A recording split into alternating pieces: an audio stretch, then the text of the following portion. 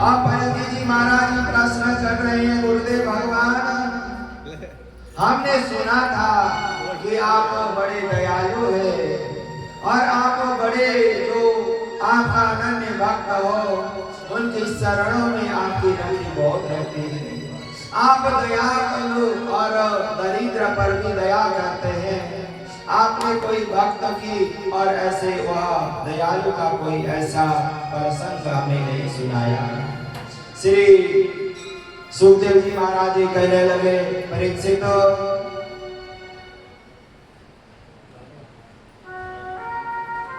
इस प्रकार सुखदेव जी महाराज जी कहने लगे, परीक्षित मेरे प्रभु श्री हरि की परम पावन परम मंगलमय परम कथा का हम आपको श्रवण कराएंगे। भगवान श्री हरि के अनन्य सखा हैं सुदामा जी, उनका हम आपको चरित्र सुनाएंगे। सुदामा जी ने अपने भगवान श्री से कुछ मांगा नहीं परीक्षित, पर प्रभु ने उन्हें अपने आप सब कुछ दे दिया। तो चरित्र प्रारंभ करते कहते हैं, परीक्षित सुनो। कृष्णस्य सिद्ध सखा कश्चित् ब्राह्मण ब्रह्मवित्तमा विरगत इंद्रारथेषु परशान्तात्मा जितेन्द्रियः। लोग कहा करते हैं कि सुदामा जी गरीब ब्राह्मण। श्री सुखदेव जी महाराज जी कहते, परीक्षित नहा सुदामा से धनवान कोई नहीं है। क्यों? कहते हैं कि सुदामा जी कौन है? कृष्णस्य सिद्ध सखा ब्राह्मण ब्रह्मवित्तमा। सुदामा जी भगवान श्री कृष्ण के सखा हैं, मित्र हैं और ब्राह्मण ब्रह्मवित्तमा, केवल जाति के ब्राह्मण नहीं, कलश दान देने के वाले ब्राह्मण नहीं, केवल भोजन पेट भरने वाले ब्राह्मण नहीं, केवल अपने स्वागत में जीने वाले ब्राह्मण नहीं, ब्रह्मवित्तमा ब्रह्म ज्ञानी, जो ब्रह्मविद्ता ब्रह्मविद्या के द्वारा जो मिल जाए उसे संतुष्ट रहते हैं, जिन्हें ब्रह्म ज्ञान का ज्ञान है, जो शास्त्रों का जिन्होंने अध्ययन किया है और जो शास्त्र के अनुसार चलते वो ब्राह्मण रहे श्री सुदामा जी। और कहते हैं देखो, जब बरसात होती है सुदामा जी के घर सारा पानी आ जाता है, जब धूप लगता है सारा धूप आ जाता है, कभी भी किसी से कुछ मांगे नहीं, मेरे को ये चाहिए, मेरे को ये चाहिए। अपने कर्म करते रहे, जो मिला खा लिए, जो मिला पहन लिए, नहीं मिला कोई बात नहीं, कभी भी ऐसी चिंता नहीं करी परीक्षित। और देखो जिसके घर कुछ है ही नहीं वह चिंता नहीं कर रहा, कितनी बड़ी बात है। तो ऐसे सुदामा जी का चरित्र सुनाते कहते, विरक्त इंद्रियार्थेषु परसन्तात्मा जितेन्द्रियः। जैसे ही कहा जाता है कि वह हर समय विरक्ति में मग्न रहते हैं, प्रसन्न आत्मा रहते हैं, जितेंद्रिय रहते हैं, मन को भगवान से लगाए रखते हैं, पर वह सदा सर्वदा मंगल ही मंगल होकर चलते हैं। परीक्षित एक दिन उनकी पत्नी सुशीला को पता चला इनके मित्र बड़े ही द्वारिकापुर के राजा हैं और वह द्वारिकापुर के राजा हैं और ब्राह्मण के अनन्य भक्त हैं, और ब्राह्मण जब जाए खाली नहीं भेजते मेरे प्रभु श्री हरि। मेरे प्रभु श्री हरि कोई भी हो बिना मांगे जो उसे चाहिए लुटा देते हैं। यदि हमारा कर्म अच्छा हो, हमारा धर्म अच्छा हो, हमारी यदि नेक और वह अपने श्रेष्ठ कर्म हो, उसे कभी भी कोई कमी नहीं रहती परीक्षित। अब पत्नी ने कहा जाओ कुछ मांग कर लाओ, घर बच्चों को खिलाने के लिए है ही नहीं। जब वह बच्चे कहते माँ भूख लग गई, माँ भूख लग गई, तो कहते हैं कि आज तो एकादशी है। माँ अब क्या कहती है, पंडित जी महाराज जी तो जो मिला उतने ही ज्यादा मेहनत, जो भी ज्यादा मांगते नहीं, कर्म करते हैं पर जो मिला संतुष्ट रहते हैं। पत्नी को बड़ी परेशानी, रोज झूठ बोलती है बच्चों से, आज एकादशी है, आज एकादशी है, अन्न नहीं है, कल खाना, कल कैसे आ जाए तो ग्रहण कर लेंगे, नहीं तो कल भी कह देंगे एकादशी है। पत्नी ने बार बार कहा जाओ मित्र से मिलकर आओ, कुछ लेकर आओ, यहाँ रोज भूखमारी पड़ रही है। भगवान ने कह दिया नहीं मैं जाता नहीं। फिर पत्नी ने कह दिया मांगने की जरूरत नहीं है प्रभु से, प्रभु के पास जाओगे बिना मांगे सब कुछ मेरे प्रभु दे देंगे। तो वह जैसे ही भगवान श्री हरि के जब सुदामा जी को पता चला कि चलने के लिए इच्छा, पत्नी कहती है भगवान के दर्शन के लिए जाओ, ये कितनी अच्छी बात है। और कुछ पत्नियां तो कहते हैं पूजा पाठ करने से क्या मिलेगा, मंदिर क्या करने जा रहे हो, तीर्थवर्त क्या करने जा रहे हो। सत पत्नी नहीं कही गई। जो धर्म पत्नी का कर्तव्य है अपने पति को अधर्म से धर्म के साथ जोड़कर और उन्हें धर्म के साथ संलग्न होकर उनके हर परिस्थिति में जो सहयोग करती हैं वह धर्म पत्नी कहलाने की लायक है। यदि जो पत्नियां होकर केवल अपने स्वार्थ में मुझे ये चाहिए, अपना मात्र पेट, अपना मात्र वस्त्र, अपने स्वार्थ, अपने रिश्तेदारों के निमित्त जो कार्य करती उन्हें धर्मपत्नी कहलाने का अधिकार नहीं। धर्मपत्नी का अर्थ है धर्म मार्ग का अनुसरण करते हुए अपनी खर्च में से कुछ बचाकर अपने गलत काम से या जो जितना भी बच सकता है उन धन को रोककर जो भगवान के निमित्त, जो यज्ञ के निमित्त, जो हमारा यहाँ भी सुख होगा वहाँ भी सुख होगा, उसके निमित्त जो कार्य करती वह धर्मपत्नी कहा गया है। इसलिए जो धर्म पत्नियां हैं अपने पति को अधर्म से धर्म की ओर जोड़ते हुए धर्म की ध्वजा को धारण कराती हैं वह धर्म पत्नी कहलाती है। अब सुदामा जी का मन बड़ा प्रसन्न हुआ। पत्नी ने कहा जाओ तो अवश्य जाऊंगा। अयमी परमो लाभ उत्तम श्लोक दर्शनम। ये प्रभु ये तो बहुत अच्छी बात हो गई। पति मेरी कहती है कि भगवान के दर्शन के लिए जाओ और लेकर क्या जाएं, कुछ है नहीं। देखो ध्यान रखो, कभी भी ब्राह्मण के पास खाली नहीं जाना चाहिए, कभी भी माता पिता के पास खाली नहीं जाना चाहिए, कभी भगवान के पास खाली नहीं जाना चाहिए, कभी भी गुरुदेव भगवान के पास खाली नहीं जाना चाहिए। कभी भी आपसे बड़े किसी से मिलने जा रहे हो चाहे कुछ न कुछ लेकर जाना चाहिए, खाली हाथ बिल्कुल नहीं जाना चाहिए। ये शास्त्रों के विधान है। यदि आप बाबा बागेश्वर के चरण में आ रहे हो, एक पुष्प ले आओ, एक दोबड़े का टेना लाओ, या एक बेलपत्ती लाओ, या एक फूल लाओ, या घर से जल का लोटा भर कर लाओ। जब तक वह जल पकड़ कर लेकर आओ संतने तक ओम नमः शिवाय, ओम नमः शिवाय का ध्यान करोगे, वह भोलेनाथ अवश्य स्वीकार करेंगे। मंदिर का लोटा, मंदिर का जल मंदिर में ठाई बातें पटकते कोई विधान नहीं है।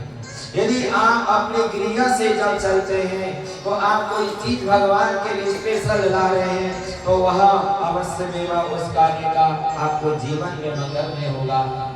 इसीलिए यहाँ अब सुदामा जी जाने के लिए तैयार हो गए। ले जाने के लिए कुछ सही नहीं।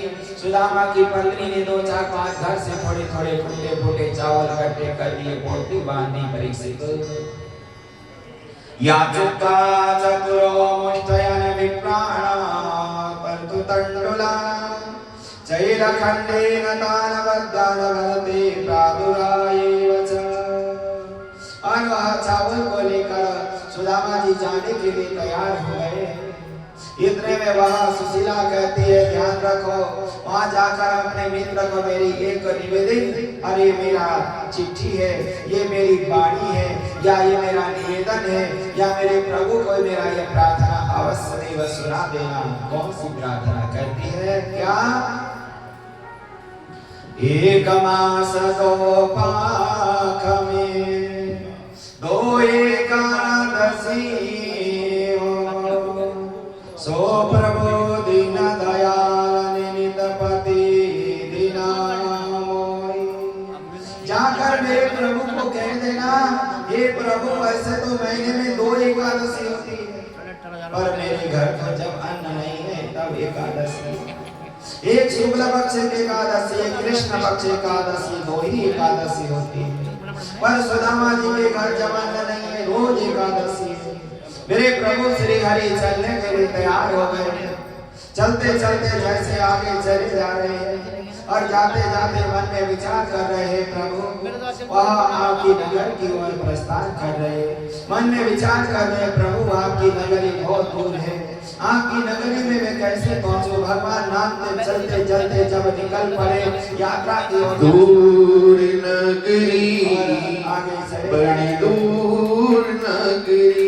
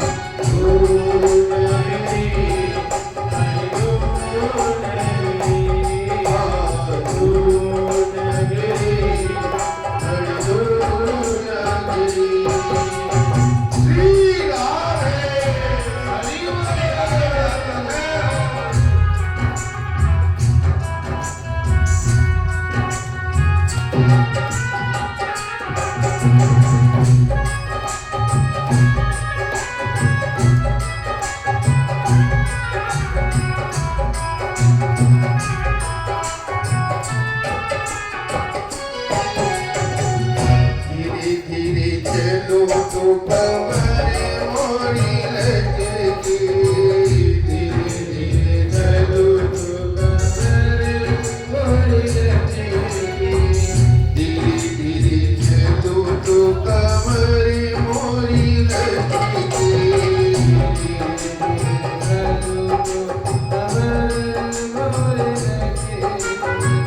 झटपट चलो तो झलकाए गगरिया, झटपट चलो झलकाए गगरी, बड़ी दूर नगरी, बड़ी दूर नगरी,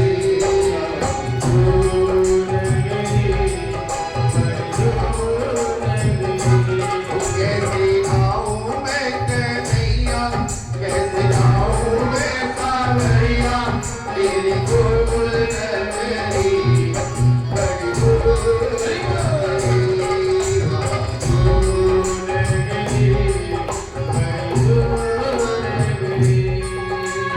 श्री राधे, हरि बोल।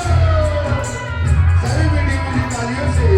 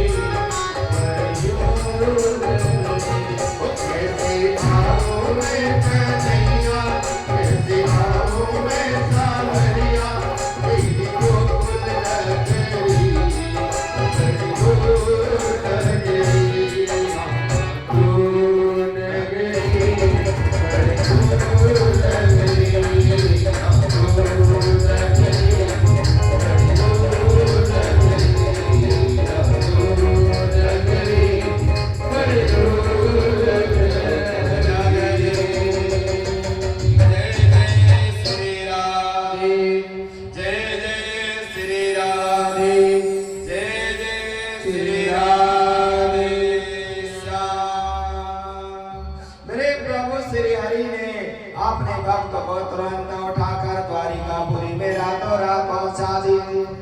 अब द्वारिकापुर में जब पहुंचे तो सुदामा जी चारों तरफ देखने लगे, यह महल किसके है, यह महल किसके है, मेरे वहाँ मित्र कन्हैया का महल कौन सा है।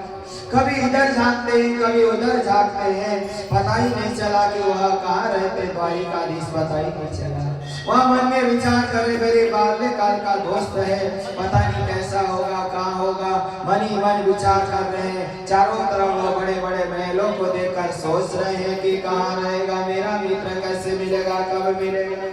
एक वहाँ कुछ लोग मिलते हैं, कहने लगे कि वह सामने देखो, यहाँ वह कन्हैया नहीं द्वारिकाधीश भगवान श्री हरि श्री परम पिता परमेश्वर जगदाधीश जगदीश्वर का वह मकान बहुत बड़ा जो महल है वो है।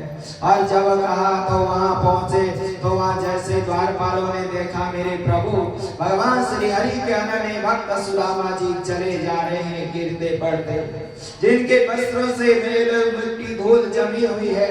मन में विचार करके लौटते पड़ते हैं, मेरे मित्र के दर्शन होंगे, मुझे पहचानेगा या ना पहचानेगा। वह वह बाल्यकाल में छोटा सा था। वह राजा महाराज धीराज बनकर विराजमान में जाऊं और मुझे नहीं पहचाना, मेरे को क्या होगा। वह मन में अनेक प्रकार के कल्पना परिकल्पना, अनेक प्रकार की चिंताएं परिचिंताएं, और वह दया भी करते हुआ मेरा मित्र बहुत अच्छा था। यदि मिलेगा तो एकदम से मुझे गले लगाएगा, या मुझे अपनाएगा या नहीं अपनाएगा। सोचते सोचते चले जा रहे हैं और द्वारपालों को कहा कि हम तो सुदामा हैं और हमारा तो तुम्हारे द्वारिकाधीशपुरी जो राजा बने हैं हमारे मित्र कन्हैया हैं, जाकर कह दो कि उन्हें वह हमें हमारी सूचना दे दो कि अपने राजा से कि वह सुदामा जी आए हैं या सुदामा नाम का कोई ब्राह्मण आया है। अब जैसे ही वह कहा कि वह द्वारपाल जाकर क्या कहता है, महाराज हे परम पिता परमेश्वर, एक ऐसा ब्राह्मण अकिंचन आया है, वह आपको अपना मित्र बता रहा है और वह बार बार यही कहता है मेरे बचपन के मित्र हैं और मित्र से हम मिलने के लिए आए, पर वह देखने में कैसे लग रहे हैं। वह द्वारपाल कहता है शीश पगान जगा तन में प्रभु, जाना को कोई बस कई ग्रामा, धोती फटी सिल्ली फटी दुपुटी और पामा उपजन की नहीं सामा, द्वार खड़ो दीज दुर्बल एक रयो, चकसे वसुधा अभिरामा, पूछत दिन दयाल को धाम, बजावतावत अपनो नाम सुदामा। जब परीक्षित यहाँ भगवान श्री हरि को पता चला, सुदामा नाम सुनते ही मेरे प्रभु ऐसे दौड़ पड़े, सुदामा सुदामा करते हुए भगवान श्री हरि ने तुरंत दौड़ पड़े। अरे मित्र मेरा, वह अपने पीताम्बर पहनना भूल गए, अपने पादुका पहनना भूल गए। जब सुदामा नाम की आवाज सुनाई दी, भगवान ऐसे दौड़ पड़े, दौड़ कर जा रहे। परीक्षित दौड़े दौड़े जब गए, देखा अपने मित्र को एकदम से गले लगा, मेरे प्रभु श्री हरि ऐसे गले से लगाकर लिपट गए। अरे मित्र, तुम यहाँ मुझे मिलने आए और मैं तुम्हारे पास ना जा पाया। आज तुम्हें यहाँ आते आते रास्ते में कितनी परेशानियां होगी। जंगल के रास्ते से कोई बाघ भालू जीव जंतु तुम्हें खा लेते, क्या होता। यदि तुम मुझे बताते कि मुझे लेने के लिए भेजो, मैं किसी को भेज देता। बार बार जब उन्हें बुला कर ले जाकर उनके चरणों की रज और उन्हें लेकर अपने वहाँ सिंहासन के पास सिंहासन में विराजमान कर दिया। सुदामा जी को मेरे प्रभु श्री हरि ने और अपने सारे द्वारपाल रानी महारानियों को कहते हैं, मेरे आज मित्र आए हैं और इनके चरण रज धोना है, इनके लिए गंगा जल और गौ माता का जल्दी से दुग्ध की व्यवस्था करो। सभी दूध जल और पानी लेने के लिए परीक्षित चारों तरफ जब भागे भागे गए, कोई सभी तैयारी कर रहे, कोई कुछ ला रहे हैं। आज सारे घराना विश्व ब्रह्मांड में दिख रहा है भक्त और भगवान का मिलन, और भक्त ने अपने मित्र सुदामा के लिए जो यह लीला की है, सारे ब्रह्मांड में विश्व ब्रह्मांड देवी देवता यह लीला देख रहे हैं। और सभी कोई पुष्प वर्षा कर रहा है, कोई वेद ध्वनि कर रहा है, कोई अनेक प्रकार के पुष्पाणी के द्वारा यह लीला को देखकर ये विचार कर रहे हैं, हम भी यदि भक्त बनेंगे और हमारे प्रभु भी हमें ऐसे अपनाएंगे और अपने जीवन को अपने स्वार्थ अपने शरणागति में लेंगे। और भगवान श्री हरि ने वह तुरंत अपने मित्र सुदामा जी को दिखाकर क्या करते हैं, और सभी जल लेने के लिए जो गए थे कोई आए नहीं। मेरे प्रभु श्री हरि के वहाँ नेत्रधार से प्रभु श्री हरि के क्षीर सागरे प्रभु से नेत्र सोई, जो जल और दुग्ध की धारा बह रही है, और वह जल आंसू नेत्र के आंसू से इतने वहाँ जल बह रही है, प्रभु के चरण धोने लगे। कैसे ऐसे बिहाल विवास सोई भग कंठ लागा जल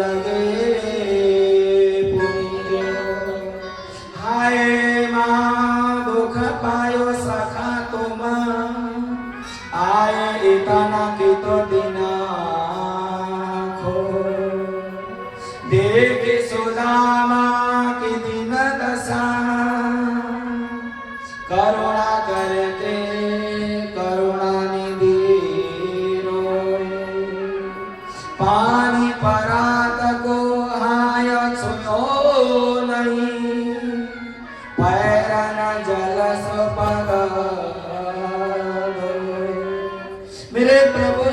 हरि ने पानी मंगाया था, ले भी ना आए और जल भी नहीं आया, उससे पहले प्रभु के नेत्राश्रु से जो नेत्राश्रु प्रेम जलधारा जो बही है, उन्हें चरण को ऐसे ढोल दिए परीक्षित, मैं वर्णन नहीं कर सकता, तुम्हें कथा नहीं सुना सकता, इसे आगे मेरा कंठ रुद्ध हो जाएगा। वह लीला देखकर मैं मोहित हो गया। इस प्रकार से सुखदेव जी महाराज परीक्षित को कहते हैं, इसलिए मैं यदि वहाँ उस लीला को छवि को विचारूंगा, चिंतन करूंगा, मैं आगे बोल नहीं पाऊंगा, मेरी कथा नहीं लटक जाएगी, पूर्ण होने की नहीं। वो लीला को इस प्रकार देखकर मेरा मन में मोहित हो गया। सभी देवी देवता आज धन्य मना रहे। देखो भगवान के पास बड़े बड़े साधु संत महात्मा आए, पर कभी ऐसा नहीं हुआ भगवान दौड़ कर गए और लाकर चरण अपने नेत्रों से धोए। ये भक्त और भगवान का ही कार्य होता है। भगवान श्री हरि ने सुदामा जी को वहां कई दिन तक रहे, जब तक रहे आनंद मग्न रहे, फिर कहने लगे बताओ मित्र हमारे लिए क्या लाए हो। सुदामा जी कहने लगे कुछ नहीं, पर वह कहने लगे तुम्हारे यह मुख में कुछ ऐसा लग रहा है पोटली दबा हुआ है। तो कहने लगे कि यहाँ तुम्हारी भाभी ने तुम्हारे लिए प्रसादी भेजा हुआ है। जैसे वह प्रसादी पाए मित्र, हम भूखे तड़प रहे हैं, कई दिन हो गए और आप प्रसादी लाई हमें दे रहे हो। भगवान देखो किसी विशेष चीज की कोई अभिलाषा मेरे प्रभु नहीं रखते। भगवान तो ये देखते हैं तुम्हारे मन में क्या घटित हो रहा है, क्या तुम उनके प्रति श्रद्धा विश्वास रखते हो। मेरे प्रभु को इतनी ही चिंता और कोई चिंता ही नहीं। और सुदामा जी से जैसे चावल की पोटली दी और वह एक मुट्ठी चावल खाए, परमानंद कहने लगे सुदामा पूरा यह धरा धाम तुम्हें आटा प्रदान करता। जब वह दूसरी मुट्ठी चावल खाने लगे सुदामा, तो तुरंत महारानियों ने रोक दिया, प्रभु आपके मित्र का लाया हुआ इतना मीठा चावल प्रसाद क्या आप अकेले खाएंगे? हम लोग सब बांट कर खाएंगे। और वह रानियों महारानियों ने ले लिया और सुदामा जी के वह चावल सब खाकर परमानंद हो गए। पर ये सब आनंद मग्न हो गए। और उसके बाद भगवान श्री हरि कहते सुदामा तुम कहते थे कि मैं बाल ब्रह्मचारी बना रहूंगा, विवाह नहीं करूंगा, विवाह हुआ या नहीं? तो तुरंत कहने लगे मित्र तुम्हारी भाभी ने ही मुझे भेजा है। मेरी तो हिम्मत नहीं थी कि तुम इतने बड़े द्वारिकापुरी के राजा हो। मैं एक साधारण ग्रामीण क्षेत्र में रहने वाला ब्राह्मण, अब आपका पता नहीं क्या होता, पर तुमने जो किया कोई कर ही नहीं सकता। इस प्रकार वह सुदामा जी और दोनों की आपस में वार्तालाप चल रही है। कहते हैं मित्र हम जब वहाँ गुरुदेव भगवान आज्ञा करते हैं या वो जंगल में जाकर लकड़ी चूना कर लाओ या लकड़ी तोड़ कर लाओ। जब बरसात हो जाती थी, ठंडी का महीना होता था और हम वहाँ पेड़ के ऊपर जाकर जब जहरा समुद्र पानी से भर जाता था लबालब, हम पेड़ में बैठकर अपने दांत कटकटाते थे। वो दिन तुम्हें याद है? दोनों मित्र की जब बाल्यकाल की सारी स्थितियां याद आने लगी और दोनों मन में विचार करने लगे मित्र तुम्हें वो सारी बात याद है? बचपन में हम जब जंगल में जाते थे, थोड़ा देर हो जाते थे तो हमारी गुरु माँ और गुरुदेव हमें कैसे डांटते थे इतने देर तक। एक दिन की बात है परिदृश्य तो जब दोनों ही और वह कन्हैया सुदामा जंगल में गए, बरसात हो गई, बहुत सारा खेत में धान लगाया हुआ है, उधर से बाढ़ आ गई और यदि वह पानी रोकते रोकते पूरा रात बीत गया, वह पानी रुका ही नहीं। फिर वह मिट्टी लगाते रहे, पूरा रात वहीं हम रहे। गुरुदेव भगवान सुबह सुबह में घूमने के लिए आए। अरे वो गुरुकुल की बात जो बचपन में हमने पढ़ा सब साथ साथ कभी नहीं भूल सकते। इसलिए देखो बच्चों को बचपन में ही जो बात याद रहती है वह पढ़ाई जाती है, वही बात पूरे जीवन भर हमारा काम आता है। वह अंतिम समय में हमें याद आता है हम गुरुकुल में रहा करते थे। जब गुरुकुल में वहाँ पानी भोजन प्रसाद ऐसा जैसे गुरुकुल की व्यवस्था या गुरुकुलों में प्राचीन काल में या वर्तमान में जैसे ही वहाँ दाल रोटी बनती थी, तो जैसे रोटी कच्ची या वह दाल पानी या सब्जी आलू की बनी, आलू है या पानी पता ही नहीं चलता था। हम भी गुरुकुल में रहे, हमें भी गुरुकुल का ज्ञान और गुरुकुल की तो व्यवस्था ही बड़ी इस प्रकार जिसने तप किया है, जिसने गुरुकुल का ध्यान किया है, जो गुरुकुल में पढ़ा है, गुरुकुल का मतलब केवल संस्कृत भाषा नहीं है, सारी भाषाएं। गुरुकुल माने जो बच्चा बाहर जाकर पढ़ रहा है, स्वयं मेहनत कर रहा है और अपने जीवन को, भविष्य को बनाना चाहता है, तो वही बच्चा बना सकता है। इसीलिए गुरुकुल की सारी व्याग वहाँ स्मरण किया गया और सारी बात की समीक्षा की गई। फिर कहने लगे मित्र बहुत दिन हो गया, तो भगवान कहने लगे और मुझे तो आशीर्वाद दे दिया, अपने भाभीियों को आशीर्वाद नहीं दोगे मित्रों? कहने लगे बुलाओ, कितनी भाभीियां हैं, आशीर्वाद दें। तो आशीर्वाद देने लगे। 2 4 5 6 8 10 को सौभाग्यवती भव, पुत्रवती भव, धनवान भव, पति परमेश्वर आज्ञाकारी भव। कहते कहते देखा और आरी कहने लगे अरे और भी है। कहने लगे यह तो अभी कुछ भी नहीं है, मेरी तो यहाँ भगवान की तुम्हारे आशीर्वाद से 16,108 पत्नियां हैं, सब आएंगे। तो सुदामा जी कहने लगे इतनों को आशीर्वाद तो तू ही दे देना मित्र, मैं जा रहा हूँ, मैं थक गया। सुदामा जी जैसे ही जाते हैं मन ही मन चिंतन करते, मेरे प्रभु मेरे को किस प्रकार वहाँ अपनाए, मेरे को किस प्रकार अपनी वह कामना की, मेरे प्रभु श्री हरि ने कैसे मुझे वह अनन्य फल प्रदान किए। तो भगवान श्री हरि ने जब यहाँ कह दिया कि सुदामा जी ने तुम्हारी भाभी तुम्हें याद कर रही थी, भगवान ने भी उत्तर दे दिया चिंता न करो भाभी, आज तक तुम्हारे में घर रोज एकादशी हुई, अब कभी रोज एकादशी नहीं होगी, केवल वही एकादशी होंगे। होनी थी सो होई गई, अब न ऐसे हो, भाभी तेरे भवन में नित्य द्वादशी हो। मेरे प्रभु ने यहाँ कह दिया और वहाँ सब कुछ ऐसा ही हो गया। द्वारिकापुरी समान राज्य बनाकर बिना बताई समर्पण करते। श्री नानक जी महाराज कहा करते हैं, जब दान करने वाला ये नहीं देखता मेरे हाथ में क्या है, वह तो ये कहता है जो मेरे प्रभु ने मुझे दिया ना, तभी तो मैं दे रहा हूं।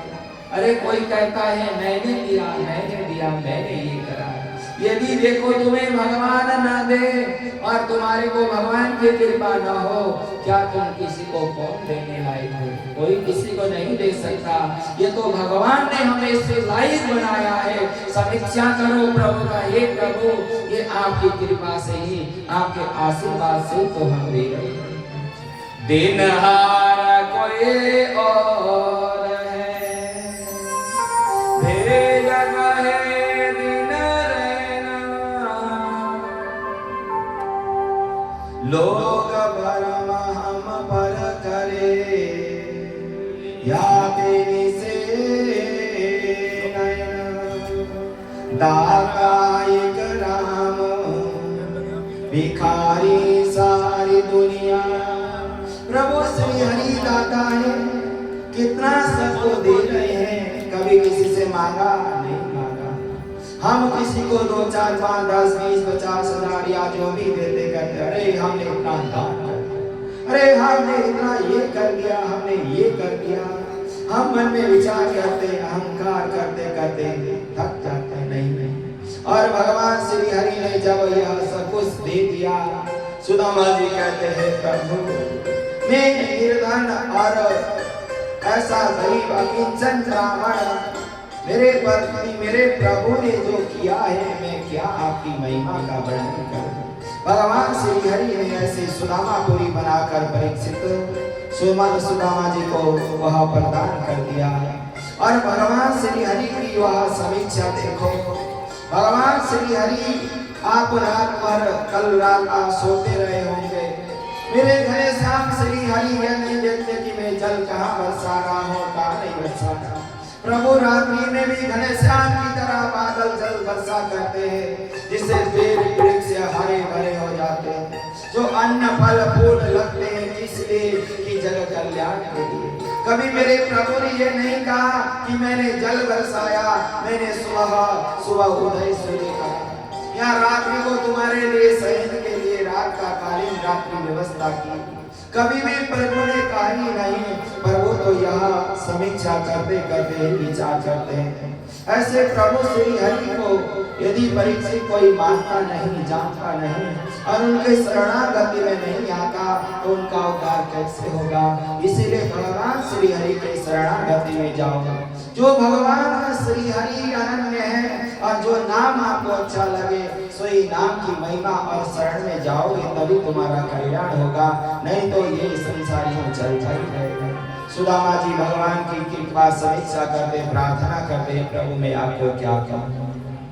कोई कहे गोविंद कोई गोपाला, कोई कहे गोविंद कोई गोपाला,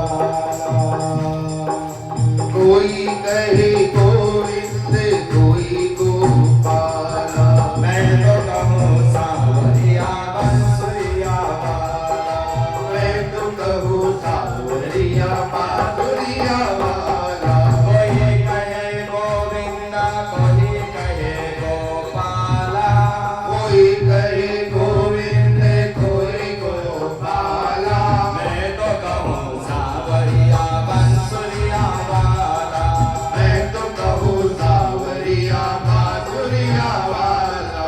कोई कहे गोविंद कोई कहे गोपाला, कोई कहे गोविंद कोई गोपाला, मैं तो कहूँ सांवरिया बंसुरिया वाला।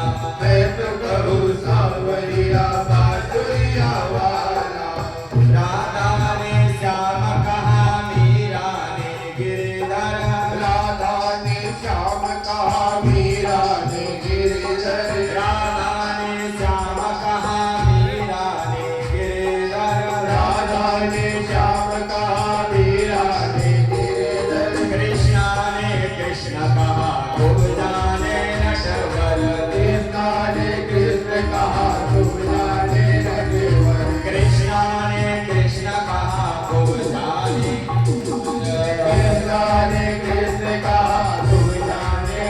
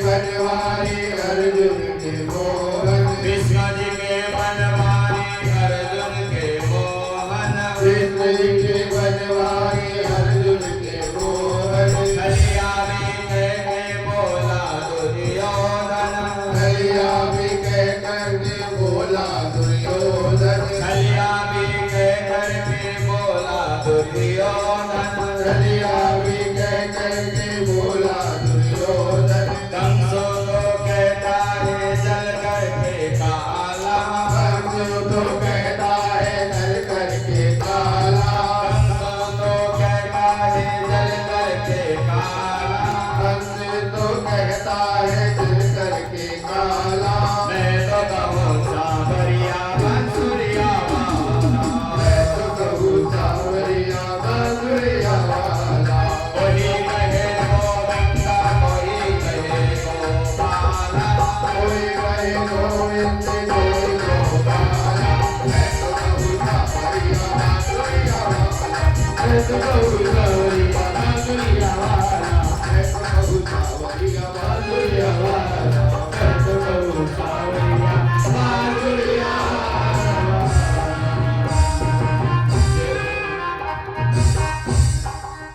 जय जय श्री राम जय जय श्री राधे श्याम। हमारे बीच में हमारे श्री सहारनपुर के सम्माननीय श्री राजेश मेहता जी जो अभी बाबा बागेश्वर महादेव जी का नन्हे भक्त और हमारे यहाँ कार्यक्रम में अभी आप लोग के बीच से उपस्थित होकर गए हैं। इनका और इनके परिवार का हमारे इस मंदिर के लिए बहुत बहुत योगदान। इस परिवार को प्रभु की बहुत आशीर्वाद बनी रहे, प्रभु की कृपा बनी रहे। इस प्रकार भगवान श्री हरि के चरणों में नमन वंदन करते हुए प्रार्थना करते हुए सुदामा जी ने कहा, हे प्रभु आपकी तो कृपा की समीक्षा कर पाना असंभव है। आप तो दयालु हैं, करुणामय हैं, भक्त वत्सल है प्रभु। ऐसे प्रभु के चरण में वंदन किए हैं और आगे की कथा सुनाते हुए कहने लगे, परीक्षित भगवान श्री हरि की परम मंगलमय कथा सुनाते कहने लगे, एक समय की बात है, भगवान श्री वसुदेव जी महाराज जी अब कहने लगे, बहुत दिन हो गया, हमें यज्ञ करना है। और वह यज्ञ के लिए कुरुक्षेत्र में बहुत बड़ा यज्ञ किया गया और भगवान श्री कृष्ण आदि वहां सब गए हैं।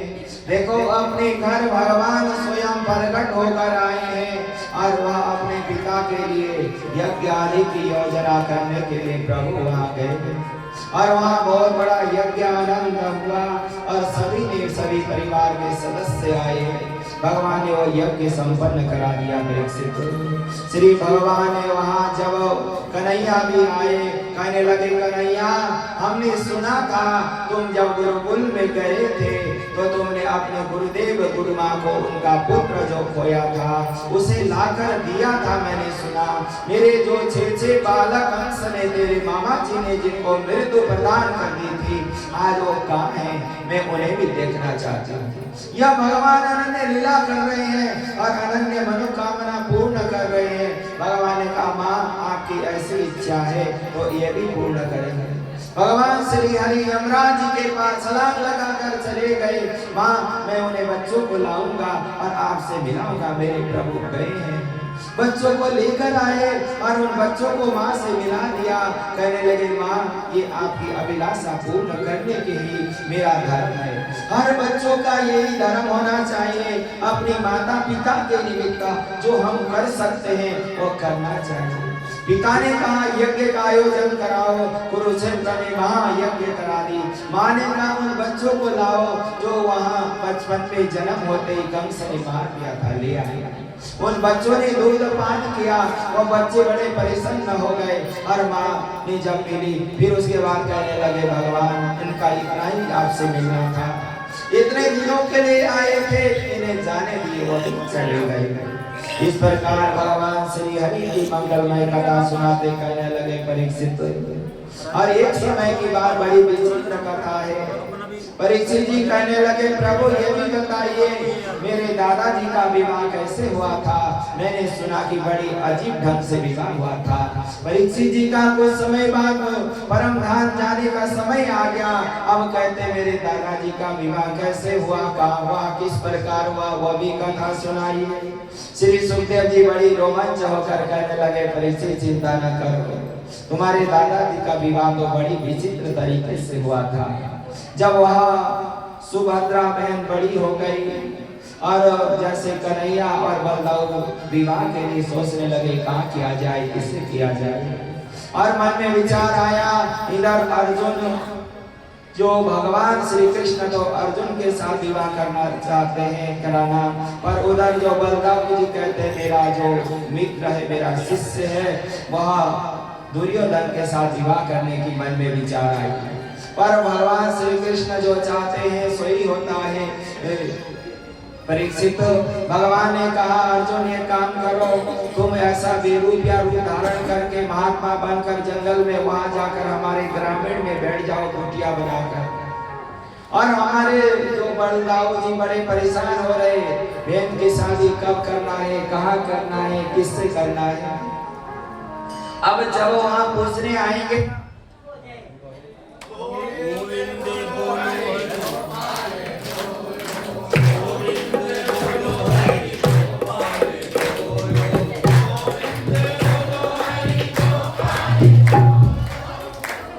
श्री राधे श्याम। जैसे ही बलदाऊ जी पूछने गए महात्मा हम अपनी बहन का विवाह करना चाहते हैं, तो कहाँ करे, कहने लगे आपकी बहन का विवाह जल्दी होने वाला, चिंता न करो। और ऐसे ही उन्होंने पहचाना नहीं, अर्जुन ही महात्मा बहन कर बैठे।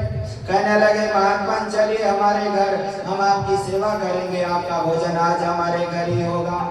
अब घर ले गए अर्जुन जी महाराज जी को, वहां घर में रहने लगे। सुभद्रा को कह दिया महात्मा जी आए हैं, इनके लिए भोजन प्रसादी की व्यवस्था करो, और कुछ काम पड़ गया मैं जा रहा हूँ। तो वह जैसे बाहर चले गए, जैसे बाहर चले गए तो सुभद्रा ने देखा ये कौन महात्मा ने, जब अच्छी तरह से देखा तो यह बेरूपिया बनकर श्री अर्जुन जी आए थे। कहने लगे अरे अर्जुन तुम ये बेरूपिया क्यों बने हो। कहने लगे ये तुम्हारे ही कारण मुझे बेरूपिया बनना पड़ा, ये तुम्हारे भाई ने ही मुझे आज्ञा दी कि यहाँ ऐसे महात्मा बनकर जाना, और यहाँ जब कोई नहीं होगा तो उन्हें लेकर अपना चला जाना। और बलदाऊ जी यह विवाह होना नहीं देना चाहते हैं, और मैं यह विवाह तुम्हारे इनके साथ करना चाहता हूँ। इस प्रकार जब अर्जुन जी ने कहा और दोनों ही वहां से चल पड़े। जब देखा बलदाऊ जी आए तो कहने लगे जो महात्मा घर बनकर आए थे वही अपनी बहन का हरण करके ले गए। और बलदाऊ भैया बड़े परेशान हो गए और चारों तरफ हल्ला कर दिया, उस महात्मा को पकड़ो, उस महात्मा ने जो हमारी बहन का हरण किया। भगवान श्री कृष्ण वहीं प्रकट हो गए। बलदाऊ भैया क्या कर रहे हो, ये क्यों अस्त्र शस्त्र चला रहे हो। यदि बहन ने किसी को सुयोग्य वर को चुन लिया और इनकी इच्छा उनके साथ विवाह करने की है तो आप क्यों बाधा डालते हो। समझ गए ये कन्हैया, यह कन्हैया मेरी ही लीला है, यह तूने ही यह षड्यंत्र किया है। इस प्रकार बड़ी धूमधाम से अर्जुन और सुभद्रा का विवाह संपन्न किया गया। इस प्रकार भगवान श्री हरि कहते परीक्षित, भगवान श्री हरि बड़े दयालु है, बड़े भक्तवत्सल है। एक दिन की बात है, दो जगह बड़े बड़े यज्ञ, छोटे और बड़ा यज्ञ हो रहा है। महाराज जनक जी महाराज जी ने भगवान को आह्वान किया है हमारे घर यज्ञ है, और रास्ते में ब्राह्मण है सुरतदेव ब्राह्मण, वो भी कहते हैं प्रभु मेरे घर आइए। मेरे प्रभु श्री हरि जाने लगे, मन में विचार किया अब पहले राजा क्या जाए या ब्राह्मण के घर जाए। यदि राजा के घर पहले जाऊंगा तो ब्राह्मण कहेंगे पैसे वाला राजा था और इसलिए भगवान वहां गए। यदि मैं ब्राह्मण के घर जाऊंगा राजा कहेंगे ब्राह्मण इनकी पूजा पाठ कराते हैं इसीलिए पहले गए। अब भगवान के मन में बड़ी वह विकल्पना परिकल्पना होने लगी, सोचने लगे क्या किया जाए। सोचते सोचते मन में विचार किया परीक्षित, भगवान ने दो रूप बना दिया और उसमें जितने भी लोग थे दो रूप बनाकर कुछ इधर चले गए कुछ उधर चले गए। इस प्रकार भगवान श्री हरि के जो परम पावन लीलाओं का वर्णन करते हैं और आगे के प्रसंग में कहते हैं प्रभु एक दिन की बात है कि जब वह दुर्वासा ऋषि ने कहा ब्रह्मा विष्णु महेश तीनों देवों में को बड़ी दयालु और जो अति परम प्रिय भक्त है। अब दुर्वासा मुनि सबसे पहले ब्रह्मा जी के पास गए और ब्रह्मा जी ने ना कुछ पूछा ना कुछ सम्मान किया और वहां से नाराज होकर चल दिए। भोलेनाथ जी के पास चले गए और भोलेनाथ जी ने भी कुछ नहीं पूछा कुछ ध्यान ही नहीं दिया और वह तुरंत वहां से भी नाराज होकर चले गए। और इसके बाद तुरंत वह आगे चले गए तो वहां जैसे ही वह गए नारायण जी उस समय शयन किए हुए थे परीक्षित। जैसे वह शयन किए हुए वह नारद जी को देखा और जैसे ही वह तुरंत उन्होंने नारद जी के वह पैर जैसे भगवान श्री नारायण जी को देखने के बाद भी और उन्होंने जब नारायण जी ने दुर्वासा मुनि को देखा खड़े होकर नमस्कार नहीं किए तुरंत उन्हें गुस्सा आया। उन्होंने भगवान श्री हरि के वह छाती में लात मार दिया परीक्षित। वही वह आज भी निशान है और नारायण जी ने कहा हे प्रभु हे ब्राह्मण देवता मेरा ये हृदय मेरा यह छाती बड़ा कठोर है और आपने लात मारी आपके चरणों में कोई कष्ट तो नहीं हुआ। इस प्रकार वह क्षमा याचना की और उसके बाद वो भी अपने धाम की ओर चले गए। ऐसे भगवान की अनन्य लीला हुई है। और एक दिन की बात है परीक्षित भोलेनाथ जी परम मंगलमय एक राक्षस हुआ भस्मासुर नाम का राक्षस। भगवान श्री भोलेनाथ जी का अनन्य भक्त है पर वह भगवान अपनी भक्तों की अब ने इतना तप कर लिया उसने कहा हे प्रभु संसार में जो मिले उसके सिर पे हाथ रख दो वह भस्म हो जाए। अब भगवान ने भी कह दिया चल तप किया है तथास्तु। परीक्षित जब भगवान ने तथास्तु कह दिया अब कहने लगा हे भोलेनाथ मैं आपके माथे पे हाथ रखूं। भोलेनाथ जी कहने लगे नाना भागने लगे यदि हाथ लगे रखेगा मेरे ऊपर मेरी मृत्यु हो जाएगी। तुरंत भोलेनाथ दौड़ लगा रहे हैं वहीं भगवान लक्ष्मी नारायण प्रकट हो गए कहने लगा रे सके पुत्र भस्मासुर क्या हुआ ऐसे थके थके लग रहे हो और ये कारण क्या है। कहने लगे या भोलेनाथ जब सब आशीर्वाद देते हैं तो दे देते हैं हम प्रयोग करने लगने लगे तो यह भाग जाते हैं। अरे नहीं अभी रुक जाओ दोनों अरे भोलेनाथ इधर आओ आप ऐसा क्यों करते हो। और दोनों को समझा दिया दोनों को पास पास बिठा दिया परीक्षित। कहने लगे अरे भस्मासुर एक काम करो तुम कह रहे हो कि यह हाथ लगाते भस्म हो जाए कोई एकदम थोड़ी ना होगा। भस्म तो तब होगा ना जब एकदम से हाथ सिर पे लगेगा गर्म होगा। अभी थोड़ा दिन खड़े रहो अपने हाथ को सिर के ऊपर करो फिर कहने लगे कि हाँ थोड़ा कुछ गर्म हो रहा नहीं हो रहा थोड़ा नीचे करो थोड़ा नीचे करो। और जैसे ही उसने भस्मासुर ने अपना हाथ अपने सिर में रख दिया भगवान उसे भस्म कर दिया और अपने मित्र भगवान भोलेनाथ और माता पार्वती का कार्य सफल किया। जब धराधाम में जब अनंत होने लगता है भगवान को अनेक रूप व्यवस्था बनाने के लिए आना पड़ता है परीक्षित। इस प्रकार भगवान श्री हरि की परम मंगलमय श्रीमद् भागवत महापुराण की कथा परीक्षित। अब जब भगवान कन्हैया का परिवार बहुत सारा हो गया देखो परिवार जब बड़ा हो जाता है कुछ अच्छे भी निकल जाते हैं कुछ परिवार के लोग खराब भी निकल जाते हैं क्या किया जाए। भगवान मन में विचार कर रहे हैं मैं धराधाम से चला जाऊंगा मेरा समय भी जाने वाला हो चुका है और यहाँ जैसे मैं जाऊंगा तो यहाँ पता नहीं क्या होगा। एक दिन की बात है परीक्षित ऋषि मुनि महात्मा गंगा किनारे तप कर रहे हैं और भगवान श्री कृष्ण के अनन्य जो बच्चे आदि हैं भगवान की परीक्षा संतों की परीक्षा लेने के लिए आए जहाँ बहुत सारे ऋषि मुनि हैं। कौन कौन विश्वामित्रो वसितो कर्णवो दुर्वासा विदुरंगिरा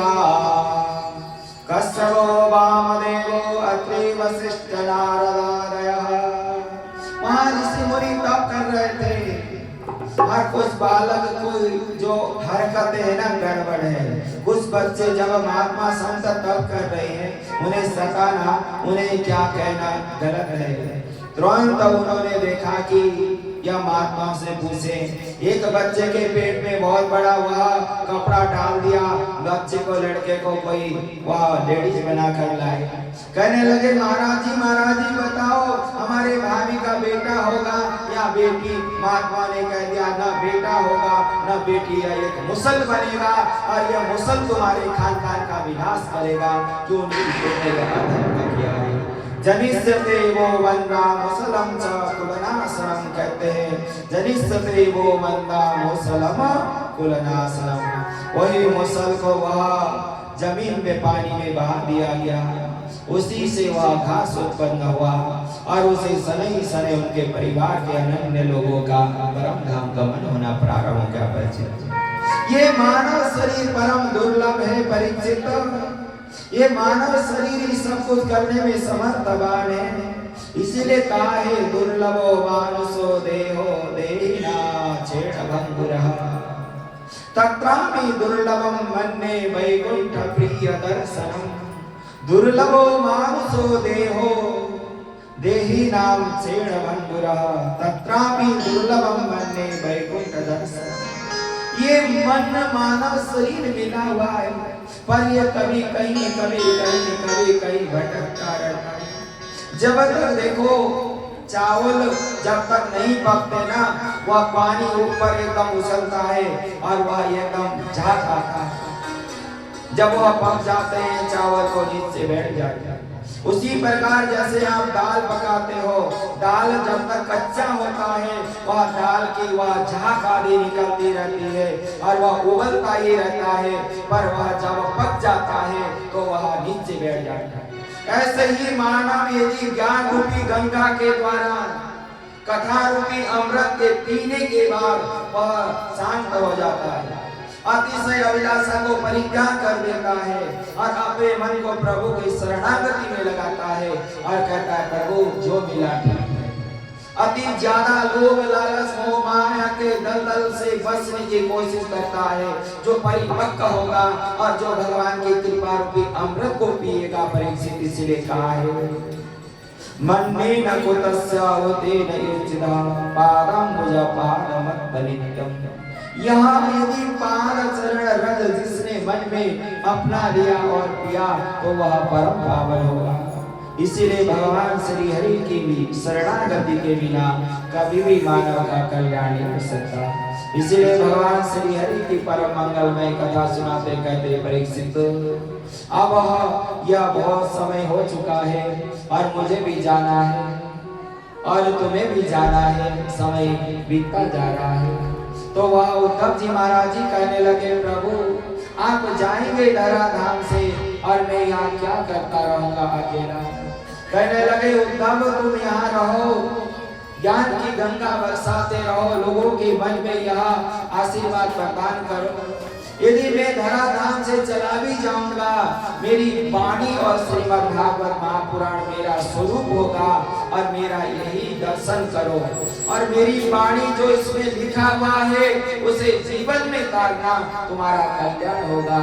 इसीलिए संसार में चाहे सतगुरु एक ही बनाओ, कर्म गुरु चाहे कितने भी बनाओ, जिससे ज्ञान मिलता है उसे ज्ञान लेते रहोगे तो तुम्हें यहाँ रहने में कोई दिक्कत नहीं होगी, तुम्हें यहाँ रहते हुए भी आनंद मिलता रहेगा। इसीलिए कहने लगे तुरंत अनेक गुरु का मैंने भी जीवन में तारा है। कितने गुरु? 24 गुरु। पृथ्वी वायु आकाशो अग्नि चंद्रमा रवि कपतो अजगर सिंधु पतंगो मधुकेतन मधुना हरिणम मीनम पिंगला कुमरो अर्वकम कुमारी सरकरो सर्प उर्णनावे सुपे सकृतमा उर्णनावे सुकृतये समा।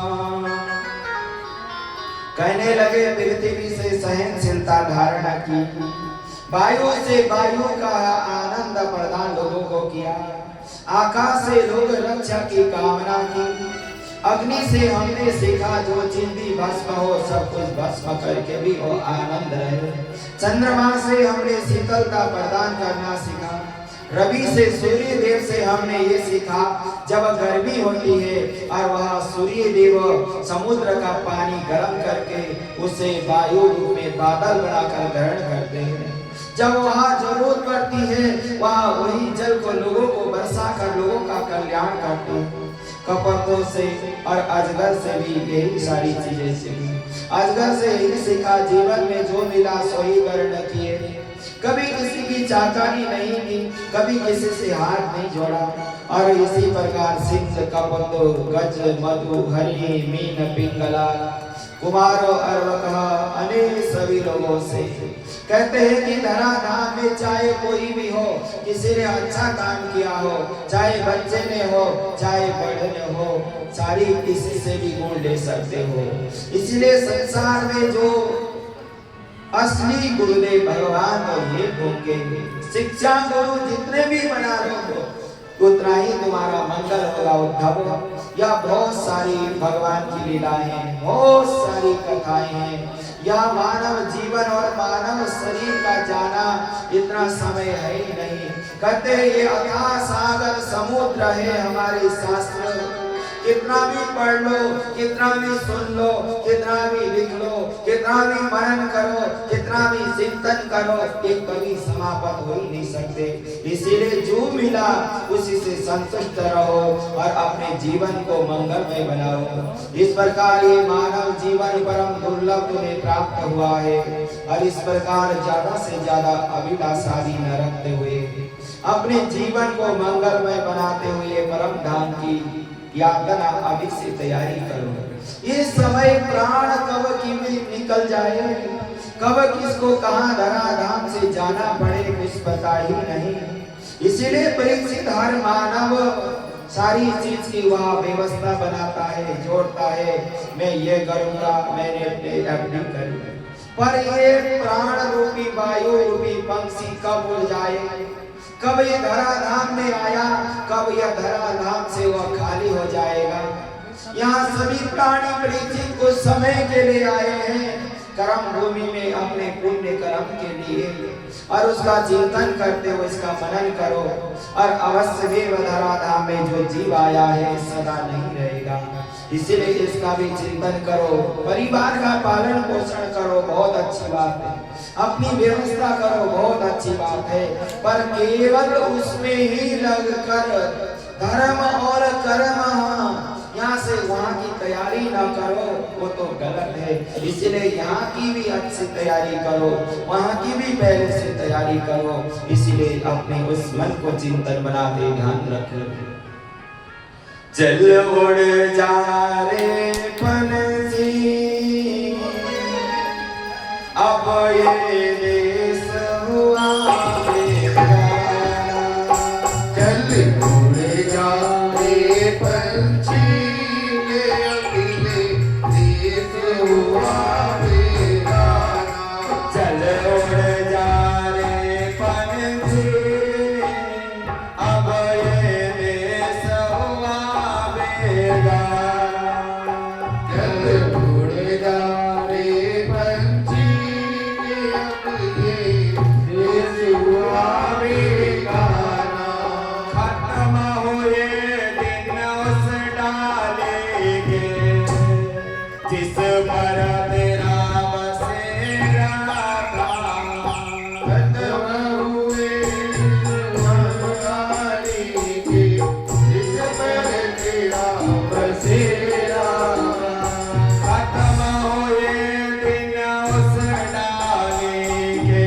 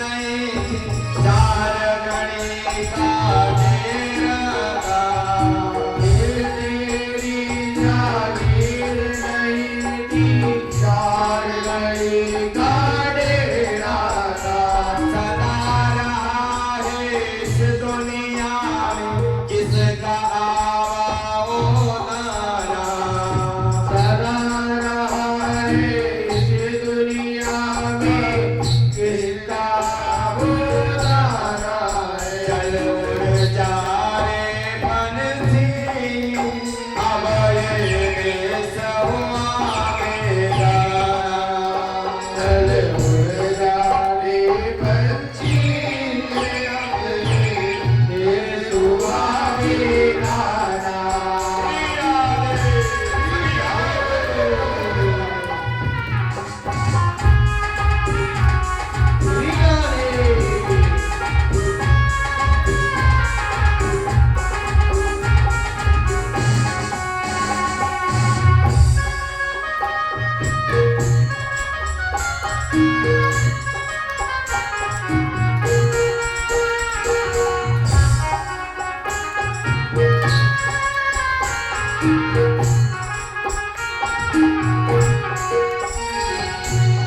तूने दिन का चुन कर नगरी का बसाई तूने दिन का चुन कर नगरी एक बसाई तूने दिन का चुन कर नगरी का बसाई चुन कर नगरी एक बसाई